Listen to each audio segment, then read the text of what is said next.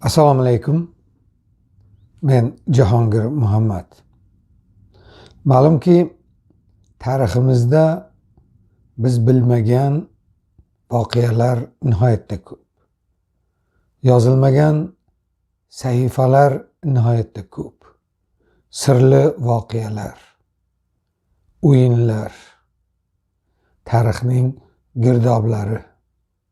Bular hammasi bizga noma'lum. Ammo lekin mana Xudoga shukr, bugun texnologiya asridamiz va sekin mana shu narsalar ro'yobga chiqmoqda. Yopilgan, o'rtilgan voqealar ochilmoqda va biz bugungacha to'g'ri deb ishonib yurgan juda ko'p narsalar noto'g'ri ekanligi ayon bo'lmoqda. Hali kechagina mana ko'pchilik bildi, Andijon qirg'inida begunoh odamlarning otilganini birinchi marta O'zbekiston hukumatining yuqori martabali vakilasi Svetlana Ortiqova tan oldi. Biz uni 2005-yildan buyon aytib kelamiz va doim bizni tuhmatchi, bo'htonchi deyishdi. Vaholanki butun faktlar hammasi o'rtada edi. Mayli, bu haqda shu qonli voqeaning ramziy kuni bo'lgan may oyining 13-kunida gaplashamiz. Bugun esa 16-fevral voqealari haqida suhbatimiz. 1999-yilning 16-fevralda Toshkentning bir necha joyida portlashlar bo'lgan.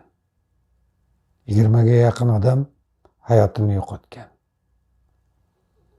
Bu haqda xalqqa o'sha kun, o'sha daqiqadayoq bu radikal islomchilarning, ya'ni radikal dindorlarning ishi deb tushuntirish berilgan va butun voqealar shu yo'nalishda davom etgan. Aslida ham o'sha paytdagi hukumatga, to'g'rirog'i hukumatning shohanshohiga Islom Karimovga xuddi shu narsa kerak edi. Bilasiz, firavnlar davridan boshlab diktatorlar, zolimlar xalqni jipslashtirish, xalqni qo'rqitish orqali jipslashtirish uchun doim mudhish voqealardan foydalanganlar. U firavnlar davrida Misrda o't ketgan binolardan boshlab to yoqib yuborilgan Reichstaggacha. Gitler Reichstagning uchqunini o'zi qo'yib, olovini o'zi yoqib, keyin qancha odamlarni qirg'in barot qilib, juda qisqa vaqtda hur fikrli Germaniyaning odamlarini fashistga aylantirgan edi. 99-yil Rossiyada jiddiy o'zgarishlar bo'lmoqda, dunyoda katta o'zgarishlar bo'layapti, Karimovning ishi yurishmayapti. Turli tuman islomiy radikal guruhlarni turli davlatlar ishga solayapti. Qolaversa, dunyoda mana shu karta yaxshi o'ynalayapti va shuni orqasidan katta pullar kelyapti. Mana shunday paytda Karimov taxtini mustahkamlash uchun, ya'ni o'zi surunkali taxtda o'tirib qolishini ta'minlash uchun bir narsani o'ylab topish kerak edi. Buni tabiiyki unga o'sha paytda ichki ishlar vaziri bo'lgan Zokir Almatov va uning yordamchisi MXXning raisi Rustam Inoyatov bular topib berdi. O'sha paytda Zokir Almatov va uning idorasi MXXdan kuchli edi. Bu Andijon voqealaridan keyin Zokir Almatovning idorasi kuchsizlanib MXX kuchlandi. Undan oldin butun jinoyatlar, butun O'zbekistondagi hamma dahshatlar Zokir Almatovning nomi bilan bog'liq edi. To Andijon voqealariga qadar. Endi nima bo'ldi o'zi? Nima uchun butun hamma joyda oldindan ovoza, darvoza qilib hamma yoqda gap so'zlar tarqalganiga qaramasdan dunyo ham, odamlar ham Karimovning uydirmasiga ishondilar.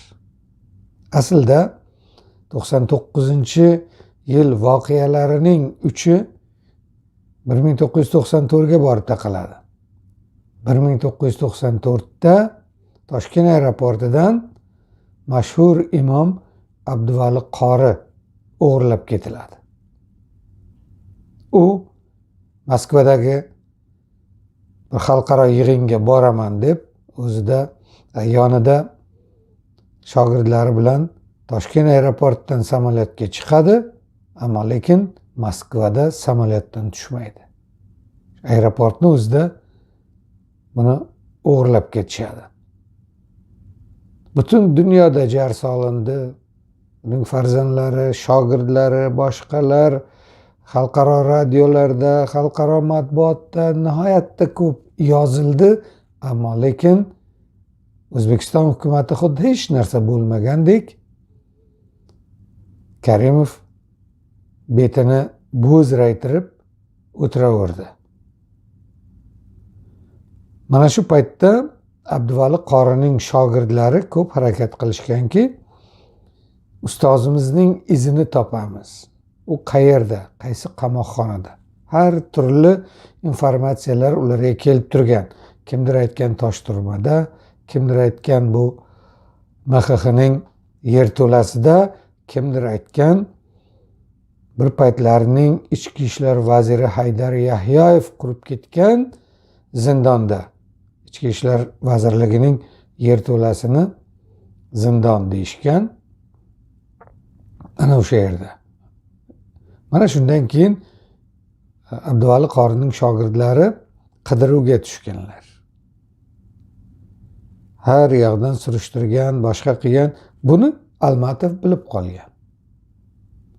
Sekin ulardan ba'zilarini ushlab olib kelib, turli bahonalar bilan qamoqqa tiqib, ba'zilarini chet ellardan ushlab olib kelishgan toki. Masalan, shu Bahrom Abdullayev deganni Turkmanistondan ushlab kelishgan.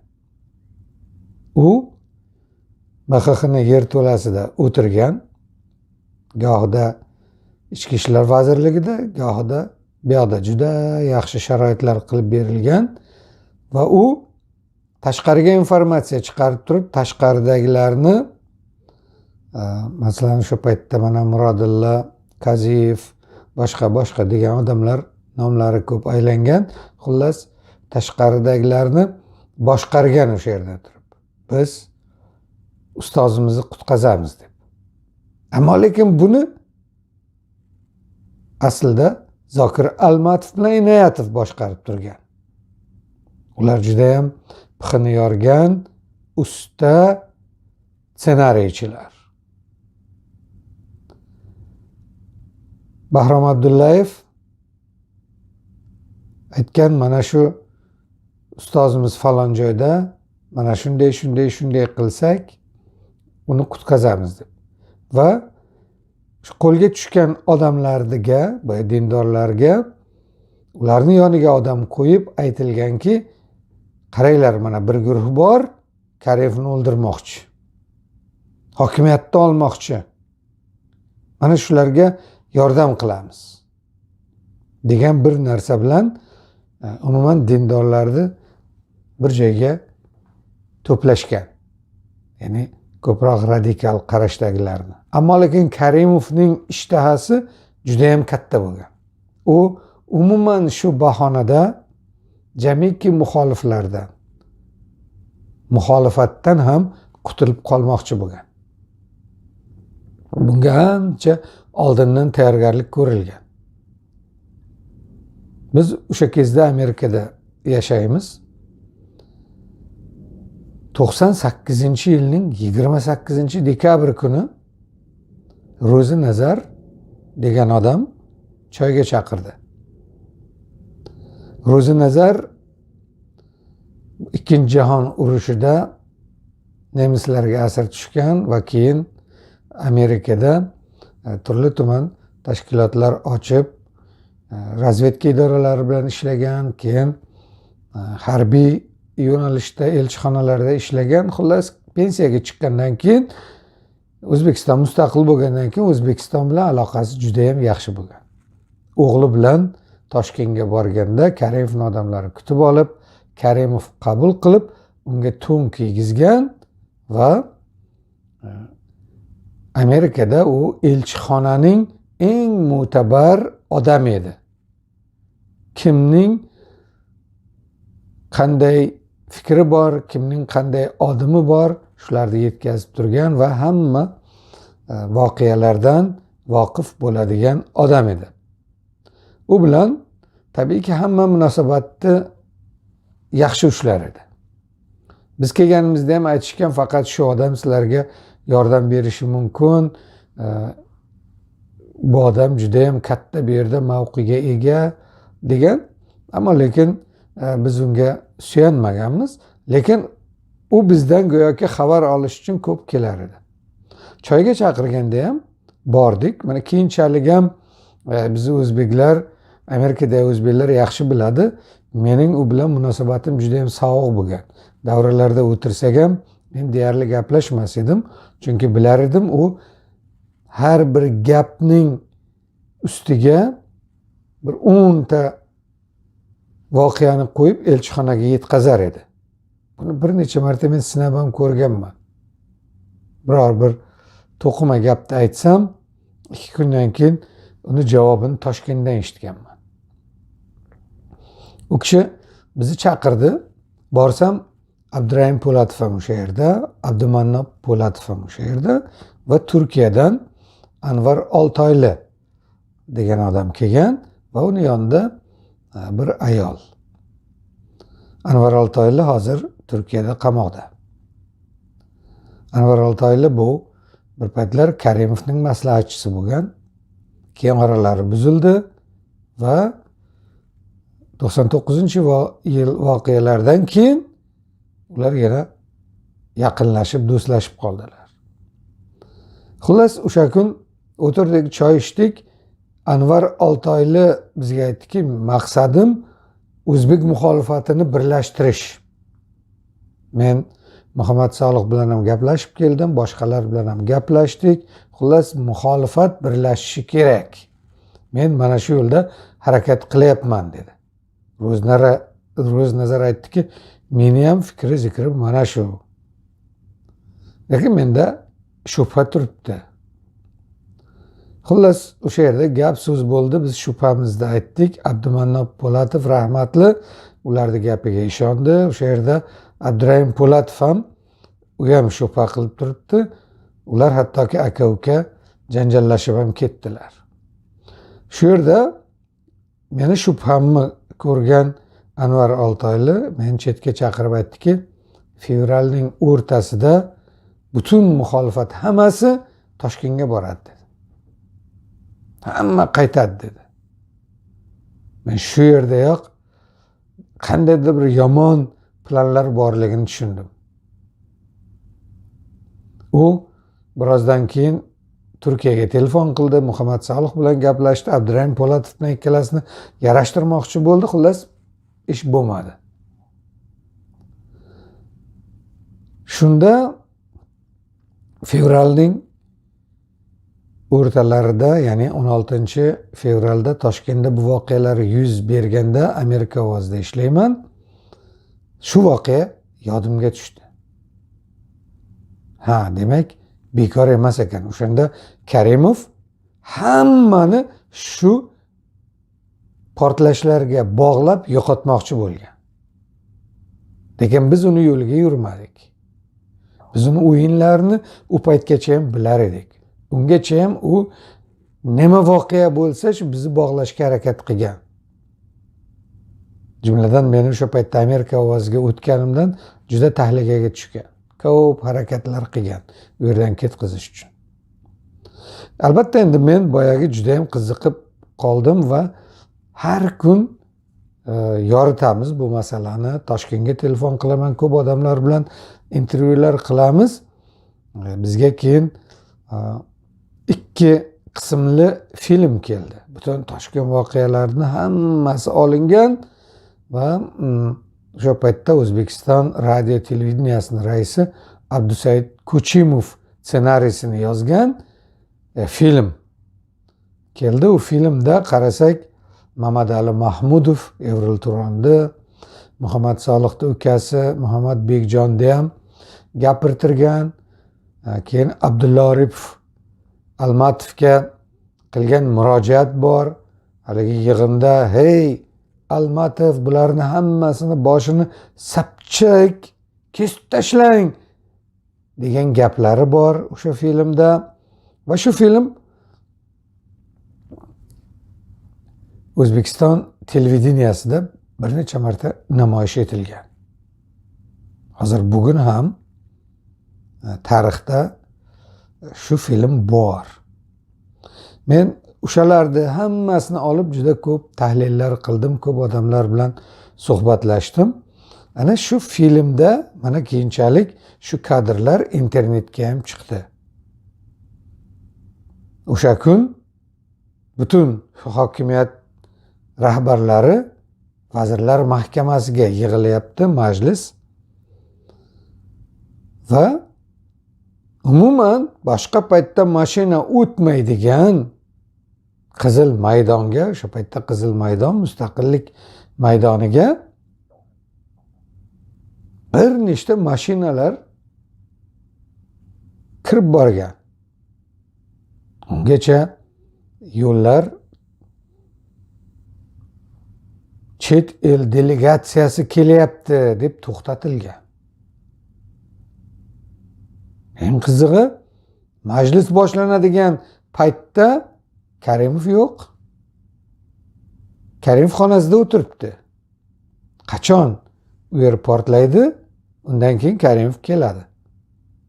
Ana videoni ko'ring, internetda turibdi. Men uni olib qo'yishim mumkin edi, ammo lekin hamma ko'rgan.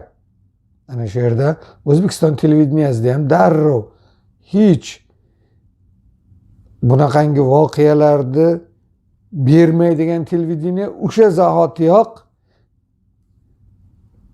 Karimovning intervyusini beryapti o'sha yerda o'zida.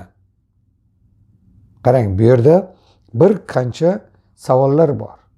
Birinchisi, Karimovni axranasi, ya'ni qo'rimasi, tansoqchilarining protokoli bor. Agar biror joyda portlash ovozi bo'ladimi, o'q ovozi bo'ladimi, boshqa bo'ladimi, Karimovga quloq solmasdan turib, uni bekitib, uni yashirib bir joyga olib borib, unga quloq solmasdan uni hayotini saqlash kerak. Ammo lekin Karimov bemalol kelib turibdilar. Ana yoqda shunaqa portlash bo'lyapti bankda. Katta bankning yonida va Karimov shunday qilib xuddi buni oldindan bilgandek qarab qo'yapti. Uni axranasi hech narsa qilmayapti. Eng qizig'i, majlisga, Vazirlar Mahkamasidagi majlisga Almatov ham kirmagan, Inoyatov ham kirmagan. Va doim oddiy fuqaro kiyimida yuradigan Almatov o'sha kun Inoyatov ham general kiyimlarida, paradlarga chiqadigan general kiyimlarida o'sha yerda. Ko'rasizmi, savollar baribir bu narsalar o'rtaga chiqaradi. Ana undan keyin shu voqealarda ayblangan Zayniddin Asqarov, Turkiyadan ushlab ketilgan Zayniddin Asqarovning bayonotlari bor. U ham internetda to'la bir necha manbalardan qo'yilgan uning bayonoti. Uni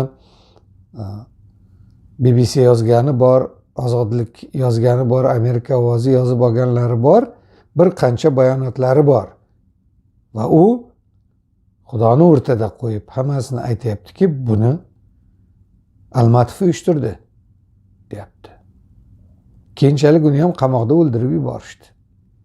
Ana endi qarang, o'sha paytda darrov qamoqqa olingan boyagi Abduvali qorining izdoshlari ham hammasi qamoqda o'ldirilgan. To'g'ri, ularni sudga olib chiqishgan. Ana unday deysan, mana bunday deysan, rol o'ynab berasan deb. Mana shu Zayniddin Asqarov aytadi, hammamiz rol o'ynadik deydi. Ularga ham deydi, agar mana shunday desang, sudda Abduvali qorini chiqarib yuboramiz. Yoki Abduvali qori bilan uchrashtiramiz, bitta kamerada yotasizlar. Keyinchalik birgalikda hammangizni qo'yib yuboramiz. Mana shunaqangi o'yinlar qilib, ularni ham hammasini gapirtirishgan. Ular ham haligi islom yo'lida yurgan odamlar yolg'onga ishonmaydi. Bir paytlar payg'ambarimiz davrida birovni hayotini qutqazish uchun har narsaga borishi mumkin degan voqealar bo'lgan deb rozi bo'lishgan. Keyin bilishmaganki, bular hammasi o'yin, hammasini yo'q qiladi. Hammasini keyin yo'q qilgan. Ana endi keyinchalik o'rtaga chiqdiki, bu voqealarning boyagi Abduvali qorining butun shogirdlarini boshqargan odam dekabrdayoq Turkmanistondan ushlab kelingan. U bilgan. Mana shu odamlar qanaqadir bir ishlar qilmoqchi. Ana endi buncha qurol-yarog', buncha portlatgichlar Toshkentga qanday kirdi? Qanday qilib bular shu joylarga olib kelib joylashtirildi? Xo'p, olib ham keldi, joylashtirdi ham. Lekin Karimovning kimligini hamma biladi. Bunaqa paytlarda Karimov olov bo'lib yonib ketgan, hech kimni tanimaydigan bir tentak bo'lib qoladi. Nimaga u Almatovni darrov ishdan olmadi? Nega u darrov Inoyatovni ishdan olmadi? Favqulodda holat-ku bu. Vazirlar Mahkamasi binosining tagigacha hali ichiga bombalar qo'yilgan mashina kirib kelib portlasa, bankalarning yonida, Ichki ishlar vazirligi binosining yonida, boshqa yoqlarda portlasa, shunga yo'l qo'yib bergan Ichki ishlar vaziri nima ish qildi? Milliy xavfsizlik xizmati nima ish qildi? Agar bular oldindan bilmagan bo'lsa, qanday qilib buni oldini ola olmadi? Ular nima ish bilan band edi? Nega O'zbekistonni xavfsizligini ta'minlamadi ular? Ana savol. Nega shuncha odamning o'limiga sabab bo'ldi?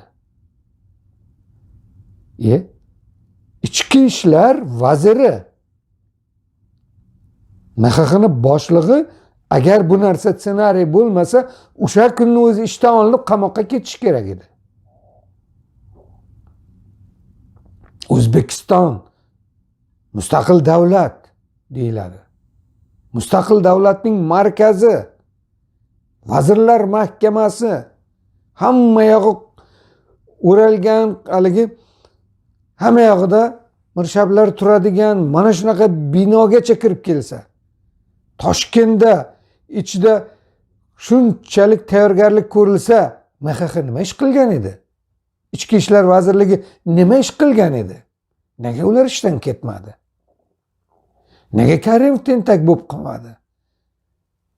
Nega ana u Oliy Sovetning raisini orqasiga tepib yurardi bir narsa bo'lsa?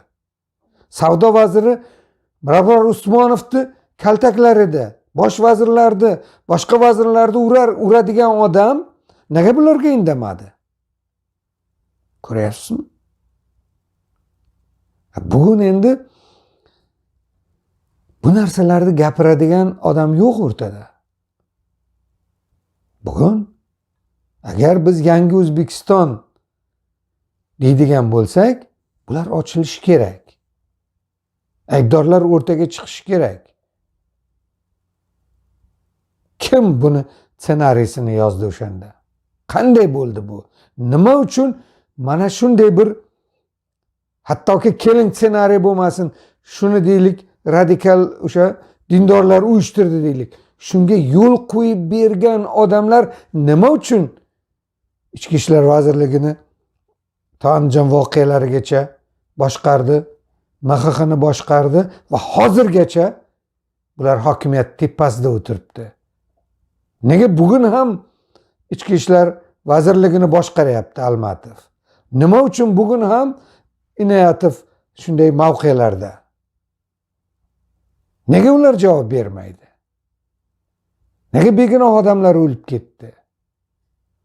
Nega bu voqealarga muxolifatni odamlarni bog'laydi? Demokratik muxolifatni hech qanday aloqasi yo'q bu yerda. Mana u Abduvali Qorining shogirdlari hammasi sudda bo'yniga olgan, boshqa bo'lgan. Agar nima uchun ularni hammasini o'ldirib yuborishdi?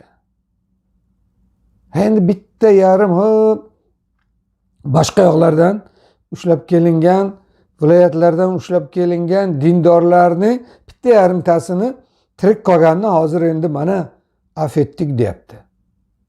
Lekin mana hali Jamshid degan yigit haqida gapirgan edik Buxorodan. Shunaqa bilimdon, ingliz tilini biladigan boshqa. Shunaqalarni hammasini o'sha paytda terib qamab yo'q qilishdi-ku. Qancha yigitlarni qamashdi-ku. Muxolifat erk deysizmi, birlik deysizmi? Demokratiya uchun kurashgan. Ozodlik istagan. O'zbekistonning mustaqilligi uchun kurashgan odamlar hammasi ta'qibga olindi-ku. Ko'rdingizmi? Bu Karimovning Reichstagi edi. U hammani shunga bog'lamoqchi edi. Lekin uddasidan chiqa olmadi. Xayriyati, Xudoga ming qadar shukr biz Amerikadamiz. Amerika ovozida ishlayotgan edim. Bo'lmasa yana bitta jurnalist chiqib bugun shuni ham Jahongir Muhammad uyushtirgan derdi. Ko'ryapsizmi? Bular hali ham o'sha Reichstag o'yinini davom ettirmoqchi.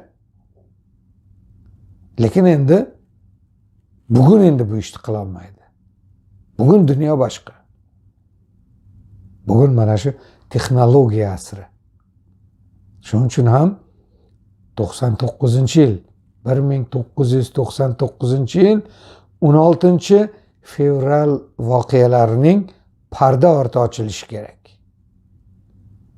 Bu borada nimani bilsangiz, nimadan xabardor bo'lsangiz, vijdoningiz haqqi. Begunoh o'lganlar haqqi. Begunoh o'ladiganlar hayotini saqlab qolish uchun, shu mamlakatni kelajagini yorug' qilish uchun bo'lsa ham chiqib gapirishingiz kerak, aytishingiz kerak. O'sha kun birorta amaldor o'lgan emas. Birorta amaldor yarador bo'lgan emas, bechoralar o'lib ketdi. Oddiy odamlar o'lib ketdi. Ana shularning ruhini shod qilish uchun bo'lsa ham parda orqasi ochilishi kerak. Mana Karimovning jinoyatlaridan biri. 1999 yil 16 fevral. Erkin Vohidov she'r yozgan edi. Sizga otilgan o'q menga tegsin deb. Rahmatli, keyin shu o'q tegdi. Karimov bilmadi. Oxirida xorzor qildi. Xayriyatki Mirziyoyev kelib u odamning nomini tikladi. Abdulla Aripov xoinlar, sotqinlar deb she'rlar yozdi. Karimov bilmadi. Oxirida xorzor qildi. Xayriyatki buni Mirziyoyev davrida nomi tiklandi. Hali qolganlarni ham nomlari tiklanadi. Qolganlar ham adolatga qavuşadilar. Bu endi hammamizning talabimizga, hammamizning chaqirig'imizga bog'liq. Mana shu joyda iltimos har bir odamdan 16 fevral deb shu kuni eslab ertasiga unutmaylik. 16 fevral qayta buni takrorlashimiz kerak va 16 fevral ortidagi jinoyatlar ochilishi kerak. Men Jahongir Muhammad, e'tiboringiz uchun rahmat. Har kun boringiz bo'lsin, Xudo yoringiz bo'lsin.